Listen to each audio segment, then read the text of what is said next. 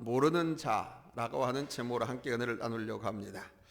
여러분, 지금 우리가 처해 있는 이 환경과 돌아가는 이 지구촌의 모습을 한번 생각해 보십시오. 지금 나는 어디에 서 있고 내가 살고 있는 이 세상은 어떤 세상이고 이런 세상 속에서 살아가는 나는 어떤 존재인가? 요즘 우리에게 들려오는 많은 소리가 있습니다. 좋은 소식, 기쁜 소식이 들려왔으면 좋으련만 우리 사회는 그렇지 못합니다. 여러분, 요즘 떠들썩한 사건들을 보십시오. 러시아의 우크라이나 침공, 하마스와 이스라엘 간의 전쟁, 미국 대통령 선거를 앞둔 바이든과 트럼프의 쇼, 연일 쏘아대는 북한의 미사일과 김정은의 협박, 묻지마 테러 살인, 대통령 부인 김건희 여사를 둘러싼 각종 의혹들, 못 살겠다고 아우성을 치는 우리 국민들, 잠시도 이 사회가 조용할 날이 없습니다. 우리는 눈만 뜨면 이런 우울한 소식들이 들려오는 시대에 살고 있습니다. 이런 소식들은 하루를 힘겹게 살아가는 국민들에게는 정말로 살만 나지 않는 일이 아닐 수 없습니다. 이제는 택시도 마음 놓고 탈 수 없는 세상이 되었고 밤거리를 거니기조차 두려운 세상이 되어버렸습니다. 언젠가는 TV 매스컴에서 택시 타는 방법까지 알려주었던 적이 있습니다. 회사 택시보다는 모험 택시나 개인 택시가 안전하고 여성들은 절대로 택시 앞좌석에 앉지 말 것이며 심야에는 되도록이면 택시 이용을 삼가라, 이렇게 가르쳤습니다. 참으로 답답하기 그지없습니다. 그러나 이런 때일수록 우리의 시선을 돌려서 보아야 할 곳이 있습니다. 비록 살만 나지 않는 세상이지만은 이런 가운데서도 정말로 살만 나는 일들이 우리 주변에 있습니다. 오늘 본문에 보면은 술에 얽혀진 사건이 전개되고 있습니다. 우리 한국교회는 술에 대한 인식이 매우 부정적이기 때문에 성경에 나오는 이 포도주에 대한 의미를 잘 이해하셔야 됩니다. 포도주는 구약과 신약에서 찬양의 대상이 되기도 하고 비난의 대상이 되기도 했습니다. 잠언 20장 1절에 보면은 포도주는 사람을 거만하게 하는 것이요 독주는 떠들게 하는 것이라 이에 미혹되는 자마다 지혜가 없느니라, 그러셨습니다. 또한 잠언 23장 31절에서는 포도주는 붉고 잔에서 번쩍이며 순하게 내려가나니 너는 그것을 보지도 말지어다, 그랬습니다. 포도주를 보지도 말라, 이전 개역 성경에는 쳐다보지도 말라 그랬습니다. 이런 교훈으로 봐서 술에 대한 인식이 얼마나 안 좋았는가를 잘 말해주고 있지요. 나아가서 구약의 여러 곳과 신약의 요한계시록에는 하나님의 심판을 바로 이 포도주에 비유하고 있습니다. 그러나 또 다른 의미로 볼 때 포도주는 대단히 큰 영광의 의미를 내포하고 있습니다. 우리 예수님께서 요한복음 15장 1절에서 나는 참 포도나무요 내 아버지는 농부라고 말씀하심으로써 당신을 포도나무에 비유하셨습니다. 그리고 마지막 최후의 만찬에서도 우리 예수님의 피를 포도주로 비유하셨지요. 마태복음 26장 27절로 28절입니다. 같이 읽겠습니다. 시작. 또 잔을 가지사 감사기도 하시고 그들에게 주시며 이르시되 너희가 다 이것을 마시라. 이것은 죄의 사함을 얻게 하려고 많은 사람을 위하여 흘리는 나 피 곧 언약의 피니라. 포도주에는 바로 이런 의미가 담겨 있음을 염두에 두시고 오늘 본문의 말씀을 경청하시기 바랍니다. 갈릴리 가나에 혼인 잔치집이 있었습니다. 그런데 그만 흥이 막 무르익을 만할 때에 포도주가 다 떨어지고 말았습니다. 이곳 사람들에게 있어서 포도주는 생활 필수품이었습니다.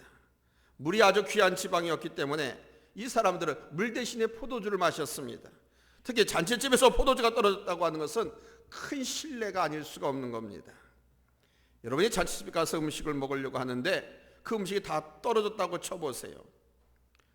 손님의 마음이 언짢은 것도 언짢으려거니와 손님들을 대접하는 그 혼주, 그분의 체면과 입장은 말이 아니겠죠. 그런데 이들에게 있어서 포도주가 떨어졌다라고 하는 이야기는 음식이 떨어진 것보다 더 큰 신뢰가 된다고 합니다. 그런데 그만 이 혼인잔치집에서 포도주가 동이 난 거예요. 이런 난감한 상황에서 7절에 보니까 우리 예수님께서 이렇게 말씀하십니다. 항아리에 물을 채워라. 그런데 fill the jar with water. 항아리를 물로 가득 채워라 이렇게 말씀했습니다. 이 하인들이 항아리의 물을 아구까지 채웠습니다. 그리고 예수님께서 곧이어 말씀하셨습니다. 8절에 이제는 떠서 연회장에게 갖다 주라. 이 물을 떠서 연회장에게 갖다 주었더니 손님들이 그거를 받아 먹었습니다. 그런데 기가 막힌 거예요. 지금까지 먹어봤던 포도주보다 더 맛이 좋은 거예요. 그래서 이 잔치집의 그 흥겨움이 절정에 이르렀습니다. 맹물이 변해서 기막힌 포도주가 된 것이죠. 그 잔치에 참석한 모든 사람들의 마음이 흡족해서 축하하고 아주 기쁜 마음으로 떠들썩했습니다. 잔치집은 떠들썩한 게 기본이거든요. 잔치집이 초상집 마냥 조용하고 침묵고 정막강산이면 안 되지요. 아주 요란스러웠습니다. 흥겨웠습니다. 제가 생각하기에 불교는 마치 초상집과 같고 유교는 제사집과 같고 우리 기독교는 잔치집과 같습니다. 여러분 어떻게 생각하십니까? 교회는 그런 거예요. 잔치집과 같은 거예요. 그래서 뻣뻣하게 가만히 앉아서 예배 드리라고 그러는 거 아니에요. 뻣뻣하게 가만히 앉아서 찬송하라고 그러는 게 아니에요. 잔치집에는 흥이 있습니다. 즐거움이 있습니다. 기쁨이 있습니다. 아멘. 그래서 저도 설교할 때 온몸을 다 던져서 설교하는 거예요. 뭐 저도 조용조용하게 설교 못할 줄 압니까? 조용조용하게 하면 얼마든지 할 수 있어요. 10시간이고 20시간도 할 수 있어요. 힘 하나 안 들어요. 근데 잔치집은 그렇지 않거든요. 페스티벌, 축제예요, 축제. 아멘. 우리 기독교는 잔치집과 같은 겁니다. 그래서 우리 성도들의 삶은 바로 이런 잔치집 같은 축제의 흥겨움이 있어야 되는 거예요. 아멘. 삶이 고달프고 힘겨워서 한숨 짓는 분 계십니까? 우리 주님께서 하신 말씀을 기억하십시오. 수고하고 무거운 짐자들아 다 내게로 오라. 내가 너희를 쉬게 하리라. 아멘. 이 말씀 하나만 갖고도 우리 성도들은 여러분 충분히 잔치집이 되어야 할 줄로 믿습니다. 잔치집이 될 수 있습니다. 아멘. 죄의 짐, 육체의 짐, 마음의 짐, 어떤 짐이 있더라도 그걸 다 갖고 주님께서 나오라고 하시는 겁니다. 왜 나오러 가셨을까요? 내가 너희를 쉬게 하리라. 해결해 주시겠다는 겁니다. 아멘. 내가 너희를 쉬게 하리라. 이 말씀은 철통 같은 하나님의 약속이 선포되는 겁니다. 이것은 마치 포도주가 떨어진 잔치집에 더 좋은 포도주가 생기는 것 같은 기쁨이 보장된 말씀인 거예요. 본문의 말씀을 그저 기적을 일으키신 우리 예수님으로만 생각하지 마십시오. 갈릴리 가나의 혼인잔치집에서 일어났던 기적은 바로 우리의 인생에는 살맛나는 축복의 의미가 담겨 있다는 것입니다. 아멘. 그런 말도 있잖아요. 산개가 죽은 사자보다 낫다라고. 아멘. 자, 그럼 예수님께서 물을 갖고서 포도주를 만드신 기적을 행한 이 이유, 왜 그 기적을 행하셨을까요? 첫 번째는 포도주는 당시에 생활 필수품 중 하나였습니다. 특히 포도주는 연회나 축제에서 빠져서는 안 되는 음료였습니다. 연회, 축제라고 하는 말은 히브리어 원어로 미슈테라고 합니다. 오늘 본문에도 미슈테라고 하는 단어가 사용되어졌습니다. 이 미슈테라는 단어는 주연이라는 뜻을 갖고 있습니다. 주연, 술을 베풀어서 잔치처럼 즐긴다는 것이죠. 오늘 본문의 갈릴리 가나 혼인잔치집에 바로 포도주 주연이 베풀어진 것입니다. 모든 이들이 포도주를 마시면서 인생의 시름을 잊고 아주 기쁘게 노래하며 흥겨워하고 있었습니다. 그렇습니다, 여러분. 예수님은 저와 여러분의 인생에 향기로운 포도주를 제공해 주시는 분이십니다. 아멘. 우리는 주님께서 제공해 주신 이것을 먹고 마시면서 기뻐하고 노래하며 흥겨워하게 되는 겁니다. 다시 말씀드리면 주님은 우리 인생에 축제를 베풀어 주시는 것이고, 미슈테, 즉 신령한 포도주로 고달픈 우리의 삶에 여러분 축제의 주연을 베풀어 주시는 것입니다. 시편 104편 15절 말씀에 보면은 시인은 포도주를 이렇게 표현했습니다. 사람의 마음을 기쁘게 하는 포도주라고. 시인은 자기 인생을 기쁘게 해주신 하나님을 향해서 감사의 찬양을 하는 겁니다. 사람의 마음을 기쁘게 하는 포도주와 사람의 얼굴을 윤택하게 하는 기름과 사람의 마음을 힘있게 하는 양식을 주셨도다. 우리 예수님께서는 우리에게 포도주를 제공하심으로써 기쁨과 즐거움을 주셨다는 고백입니다. 특히 본문의 기적이 갈릴리 지방에서 일어났다고 하는 것을 생각할 때 우리 주님의 은혜가 얼마나 감사한지 모릅니다. 갈릴리 지방은 정치거나 경제적으로 완전히 소외당한 지역이었습니다.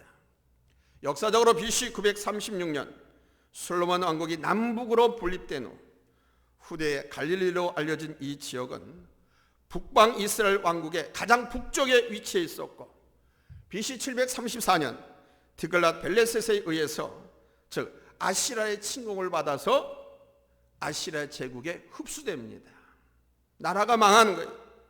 그리고 다음 6세기 동안 이 지역은 차례로 바벨로니아의 침공을 받아서 바벨로니아의 속국이 되고, 다음은 또 페르시아로, 다음은 마케도니아로, 그리고 이집트로, 시리아로 차례대로 넘겨졌습니다. 이런 동안 외국인의 침투와 갈릴리 사람의 이주가 계속되면서 페르시아 시대에 와서는 순수한 이스라엘은 이 갈릴리 지방에서 소수에 불과했습니다. 이토록 갈릴리는 정치적으로 넘겨주고 또 넘겨주고 또 넘겨줄 만큼 가치가 없는 땅이었고 소외된 지역이었습니다. 사실상 갈릴리는 버림받은 곳이라고 해도 과언이 아닙니다. 그러다 보니 자연히 이 지방 사람들은 소외된 생활을 할 수밖에 없었고, 살더라도 최하위층, 정말 가난하고 찢어지게 가난하고 힘든 그런 계층에 속할 수밖에 없었습니다. 바로 이런 부류의 사람들에게 우리 예수님께서 포도주를 통해서 큰 기쁨을 주셨던 것입니다.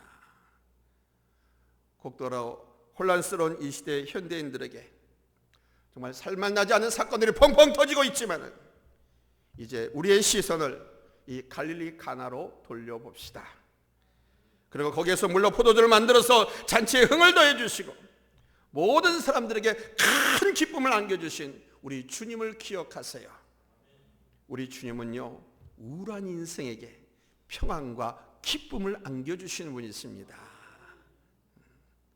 두 번째로 포도주는 당시에 약으로 쓰여졌습니다. 강도 만난 사람의 비유에서 나왔듯이 사마리아인이 강도 만난 사람의 상처를 포도주로 치료해 주었습니다. 사무엘하 16장 2절 말씀에 보면은 시바 여왕이 다윗에게 나귀와 떡과 실과 포도주를 가져와서 이렇게 말합니다. 나귀는 왕의 가족들이 타게 하고 떡과 과일은 청년들이 먹게 하고 포도주는 들에서 피곤한 자들에게 마시게 하려 함이니이다. 구약 성경에서는 포도주는 들판에서 피곤하게 땀 흘리는 자들을 위로하는 것으로 사용되었다는 것이죠. 피곤해서 피골이 상접해 더 이상 일하기 어려운 사람들에게 포도주는 힘이 되고 활력이 되었던 것입니다. 디모전서 5장 23절에 보면 사도 바울은 디모데 어린 후배 목사에게 이렇게 말합니다. 이제부터는 물만 마시지 말고 내 위장과 자주 나는 병을 위해서는 포도주를 조금씩 쓰라. 약으로 포도주를 좀 쓰라. 이렇게 권면합니다. 여러분, 우리 예수님은 새 포도주와 같으신 분이 있습니다. 우리 예수님은 우리의 병든 영혼과 심령과 육체를 치료해 주시고 회복시켜 주시고 우리의 삶을 위로해 주시는 분이 있습니다. 아멘. 오늘 말씀을 통해서 절망의 병, 슬픔의 병을 앓고 있는 나를 치료해 주시고 잔치과 같은 연애를 베풀어 주시는 우리 주님, 그 주님을 모셔드리시기 바랍니다.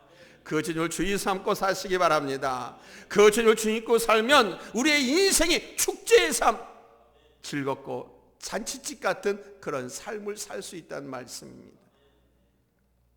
세 번째는 포도주는 제물로 쓰여졌습니다.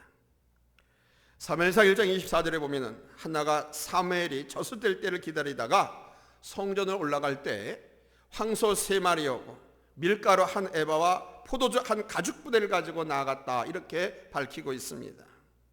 하나 앞에 나갈 때 황소 3마리, 밀가루 1에바, 포도주 1가죽부대. 그리고 사무엘상 10장 3절에도 베델로 올라가는 사람들이 포도주 1가죽부대를 가지고 올라갔다라고 밝히고 있습니다. 레위기 23장 13절과 민수기 15장 7절, 민수기 15장 10절에서도 하나님께 제사를 드릴 때 이 포도주가 사용되었다라고 밝히고 있습니다. 자, 그럼 우리 주님께서 가나의 혼인잔치집에서 맹물을 가지고 포도주를 만든 그 사건, 그 기적의 의미가 무엇일까요? 물은 맛이 없고 색깔 없고 냄새가 없습니다. 그러면 이 물은 무엇을 상징하느냐? 당시의 유대교를 의미하는 것입니다.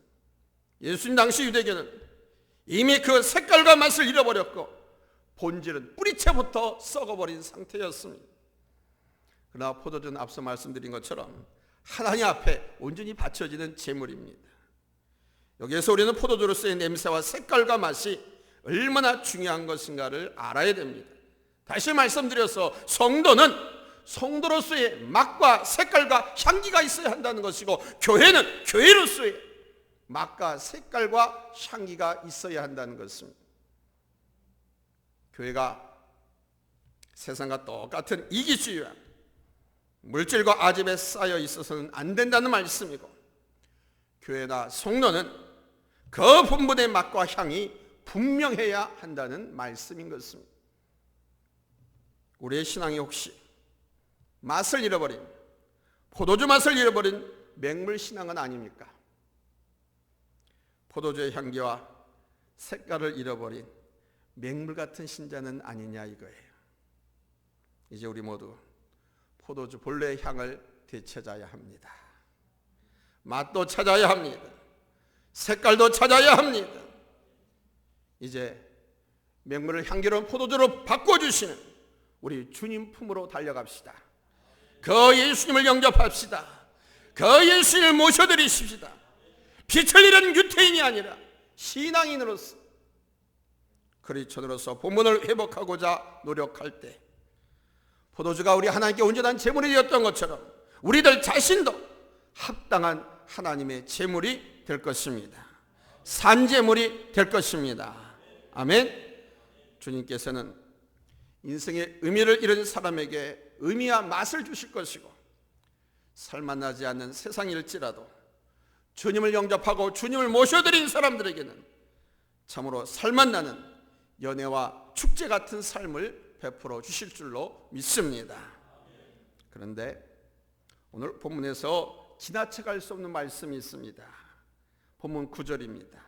우리 한번 같이 읽겠습니다. 찾았으면 아멘 합니다. 합독합니다. 시작. 연회장은 물러된 포도주를 맛보고도 어디서 났는지 알지 못하되 물돈 하인들은 알더라. 아멘. 아는 자와 모르는 자가 여기에 나옵니다. 사실상 연회장을 비롯해서 모든 사람들이 즐거움, 흥겨움을 누렸습니다. 하인들 역시 잔치의 흥겨움을 만끽했습니다. 그러나 여기 이 연회장과 하인들, 이 둘 사이는 엄청난 차이가 있다는 것을 알아야 됩니다. 연회장은 그 포도주의 출처를 알지 못해서 10절에 보니까 이렇게 말합니다. 주인한테, 혼주한테 사람마다 먼저 좋은 포도주를 내고 취한 후에 질 안 좋은 것을 내거늘 그대는, 주인장은 지금까지 참 좋은 포도주를 내줬습니다. 이렇게 칭찬을 했습니다. 이것은 잔치집 주인에게 칭찬과 찬사를 보내는 거죠. 그러나 물돈 하인들은 알았다고 9절에 기록되어 있습니다. 그 포도주가 어디서 왔는지. 여기에서 알 수 있는 것은 모두가 다 기쁨을 누렸다는 겁니다. 그러나 연회장은 주인에게 감사했고 하인들은 예수님께 감사했습니다. 왜 이런 차이가 날까요? 왜 그랬을까요? 연회장은 포도주의 출처를 몰랐기 때문에 주인에게 감사를 했지만 하인들은 포도의 출처를 알았기 때문에 예수님께 감사한 것입니다.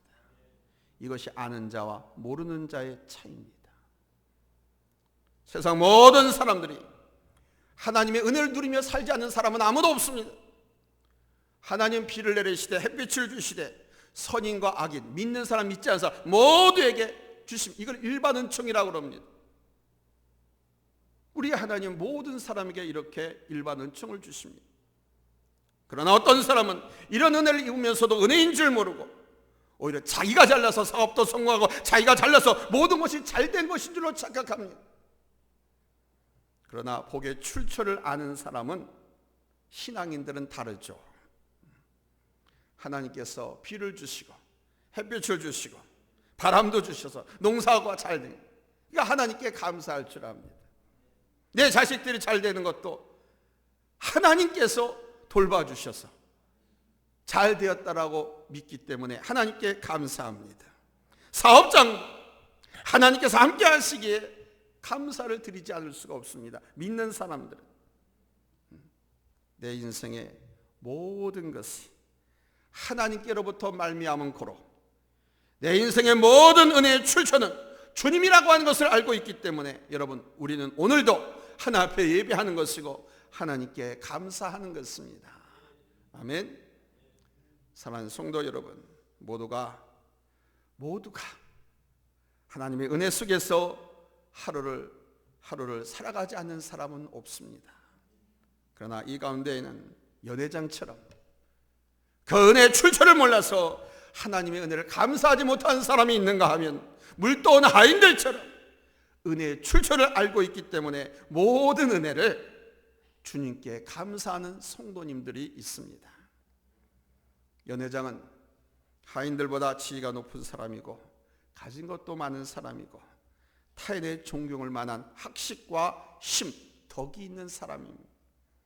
그러나 그는 잔치집의 기쁨이 예수님부터 온 것을 전혀 모르고 그냥 기뻐하기만 했습니다. 그리고 예수님께 돌려야 할 영광을 주인에게, 사람에게 돌렸습니다. 바라기는 우리 성도님들은 내 인생의 복의 출처가 하나님이심을 모르는 연회장처럼 되지 말고 복의 근원이 우리 하나님이시라고 했으니까 우리의 삶의 모든 복의 출처는 예수 그리스도이심을 알았던 하인들처럼 하나님의 은혜를 알고 감사하고 주님의 은혜로 인해 더욱 기뻐하는 여러분 축제의 삶, 잔치집 인생을 누리시기를 예수님의 이름으로 축원합니다. 할렐루야. 살아계신 하나님의 은혜를 알고 누리는 자와 모르고 누리는 자는 하늘과 땅의 차이가 있음을 우리는 깨달아야 됩니다. 알고 누리는 자, 하나님께 감사하는 자, 그에게는 더 기쁨이 영원하고 축복이 영원하고 하나님의 인도와 보호하심이 여러분 영원 무궁할 줄로 믿습니다. 기도합시다. 하나님 감사합니다.